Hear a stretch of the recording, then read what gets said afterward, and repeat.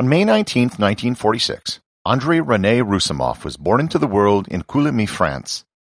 At birth, he weighed 13 pounds or 6 kilograms. And from there, he only got bigger.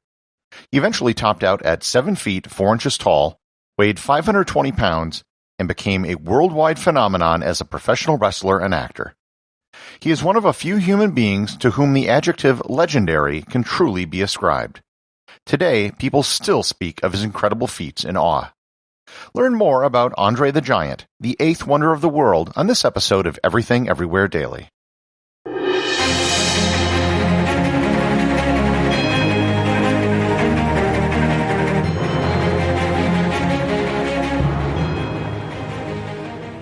This episode is sponsored by the Travel Photography Academy.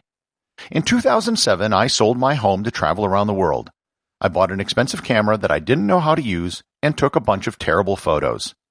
Several years, 100 countries, and tens of thousands of photos later, I'd improved my photography to the point where I was winning national awards, being named Travel Photographer of the Year 3 times in North America. I created the Travel Photography Academy so you don't have to spend the many years that I did to improve your photography. Even though we can't easily travel right now, you can still work on improving your photography at home and in your own community. Just go to travelphotographyacademy.com or click on the link in the show notes to start improving your photography today. As I noted in the introduction, André Roussimoff was a very big baby. He was born in rural France to parents who were farmers. He grew up very quickly. By the age of 12, he was already 6 feet 3 inches tall, or 191 centimeters. At the age of 14, he finished school, as that was the end of compulsory education in France at the time. He spent the next several years doing manual labor on his family's farm and at a local factory. In 1964, at the age of 18, he moved to Paris, where he met a professional wrestling promoter who thought that André would be perfect for wrestling. Needless to say, he was right. He began wrestling in France under the name the Giant Fier, in reference to a French folk legend. He then began working all over the world where he would be the main attraction. He worked in Japan, Canada, Germany, the UK, and the US under the name the Monster Roussimoff. In 1971, he met Vince McMahon Sr., president of the Worldwide Wrestling Federation and the father of the current WWE CEO, Vince McMahon Jr. McMahon suggested that he change his ring name to André the Giant, a name which he used for the rest of his life. He also suggested changing his persona to a lumbering giant. If you've seen video of André, it was probably from the mid to late 1980s, when he was much slower and couldn't get around very well.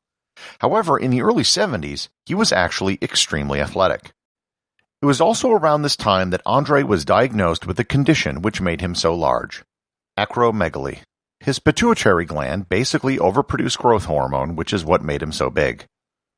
They quickly learned how to sell André. When André wrestled in Montreal, he would sell at the arena. People came just to see him because he was so large. However, almost anyone they paired him with was utterly unconvincing. Even the biggest wrestlers looked tiny next to André. Eventually in Montreal, crowds stopped coming because André was no longer a novelty. That was when André began an extensive travel schedule. At the time, professional wrestling was a regional business. A promotion might only work in a few states, and their television shows only appeared in a few markets. As there wasn't an internet, most people were clueless as to what was happening around the country, and certainly not in other countries. When André came to town, he would always sell at arenas. André was a special event. As a result, he almost never lost, and he almost never won any championships. He didn't need to win a championship because he was popular and could sell tickets without one.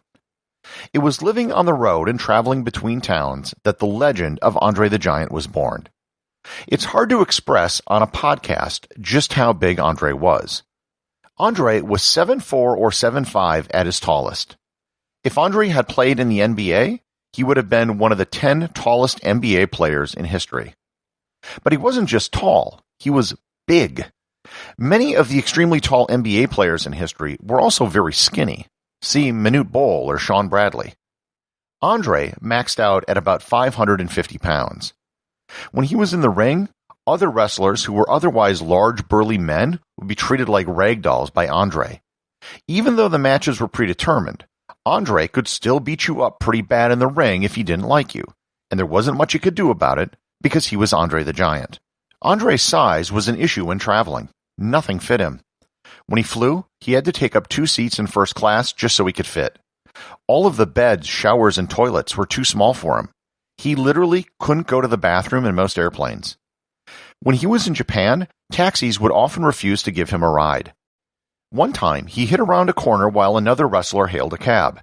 When it stopped, Andre came out and the cab driver started yelling, "No, no, no." He tried to drive off, but Andre picked up the back bumper of the car, preventing him from going anywhere. He was once scheduled to be in a match with a real boxer named Chuck Wepner. This wasn't a predetermined match. It was intended to be a real fight, and he was a heavyweight boxer. During the match, all he could do was throw ineffective punches at Andre until Andre became annoyed. Then Andre picked him up and threw him over the top rope to end the match. People would stare at Andre everywhere he went. One of the things he enjoyed about wrestling was being backstage where nobody would stare at him. One night at a bar, a drunk guy wanted to fight Andre. He didn't want to have any of it, so he even offered to buy the guy a drink. The guy kept coming at him, so Andre picked him up by the collar and the belt, threw him across the room against the wall, and broke several of his ribs. He went to dinner with Arnold Schwarzenegger once when Arnold insisted on paying. Arnold got up to pay at the front desk when Andre literally picked him up and brought him back to the table saying, "I pay." As impressive as the stories are of Andre's size and strength, the stories all his wrestler friends tell are about his drinking. Andre the Giant might have been, without any exaggeration or hyperbole, the greatest drinker in human history. These stories aren't just a few urban myths that are unconfirmed. There are dozens and dozens of people who all have different stories of Andre the Giant over the years that all share the same basic theme.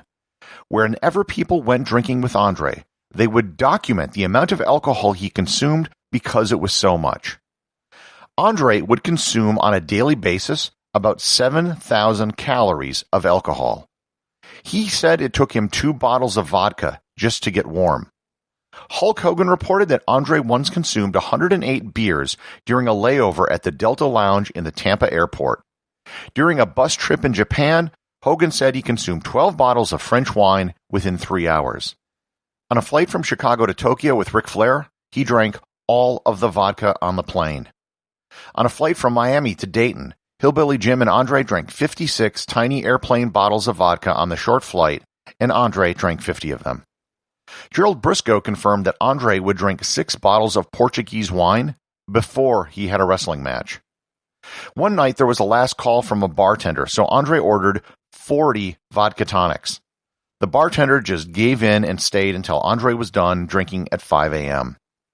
He stayed in England at a hotel for a month and racked up a $40,000 bar tab. Perhaps his most famous bout of drinking was when he went out one night with wrestlers Mike Graham, Dusty Rhodes, and Michael Hayes. All 3 men confirmed that Andre consumed 156 beers that night. Andre once fell on a man in New York when he was drinking. After that, the New York Police Department would have an undercover officer follow Andre when he went out drinking, and Andre would buy the cop drinks. He once passed out in the lobby of a hotel. The hotel didn't know what to do, so they put velvet ropes around him and let him sleep. He took his co-star from The Princess Bride, Carrie Hughes, out drinking one night. At one of his favorite bars, he ordered the usual. His usual was a pitcher filled up with every form of alcohol the bar had.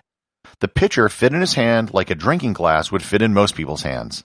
He called his drink the American. One of the reasons why Andre drank so much is that he was in constant pain. Once he entered his 30s, his size began to cause problems. He had constant pain in his joints and back. By the time he was on the set for the movie The Princess Bride, he couldn't hold the 110-pound Robin Wright in a scene. They had to use a harness because his back hurt so much. Andre was undefeated for 15 years wrestling in the United States and Canada. By 1987, Andre's physical condition had gotten worse, and he knew that his career was winding down. At WrestleMania 3 in Detroit, in front of the largest indoor crowd in history, Andre lost to Hulk Hogan, passing the torch and mostly ending his career. He still did a few matches and made some appearances after that, but it was never the same. In January 1993, while attending his father's funeral in France, he passed away at the age of 46. The cause of death was believed to be an excess of fluid around his heart. He was the first person inducted into the WWE Wrestling Hall of Fame. While there have been other wrestlers since then who've come close to his size, no one has ever been able to really replace him. Billy Crystal wrote the movie My Giant based on his friendship with Andre. It's hard to believe it's been almost 30 years since Andre the Giant passed away. He was such a singular and unique person that the stories about him are still shared by people who've had the pleasure of meeting him. Their stories keep alive the legend of Andre the Giant. Executive producer of Everything Everywhere Daily is James Makala. The associate producer is Thor Thompson. Remember to leave a 5-star review to get your review read on the show. They can be left at Apple Podcasts, Podcast Republic, or wherever you listen to the show. Also, you can help support the show over at Patreon.com. Patrons can get merchandise like t-shirts and hoodies, as well as having direct access to provide suggestions for future episodes.